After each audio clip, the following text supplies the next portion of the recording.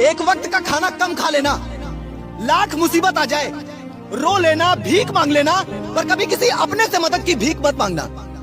पहली बात तो ये आपकी मदद नहीं करेंगे, और मान लो अगर मदद कर भी दिया तो जिंदगी भर उसका एहसान जता जता कर आपको जीने नहीं देंगे। और ऐसा भी नहीं है कि जो मदद उन्होंने की है वो आपको वापस नहीं करना है, वापस भी करना है, लेकिन तब तक उनके हर हुक्म को मानना है, उनके हर तानों को सुनना है। अगर आपसे एक छोटी सी गलती हो गई ना तो वो आपको ऐसे ट्रीट करेंगे जैसे दुनिया के सबसे बुरे इंसान आप हो, उनके सबसे बड़े दुश्मन आप हो। वो बातें तो दीन धर्म की करते हैं लेकिन उस ऊपर वाले की एक नहीं सुनते हैं। वो भूल जाते हैं कि बुरा वक्त किसी एक पर मुकर्रर नहीं है। आज शाम है तो कल सवेरा भी होगा, आज हम पर है तो कल तुम पर भी होगा।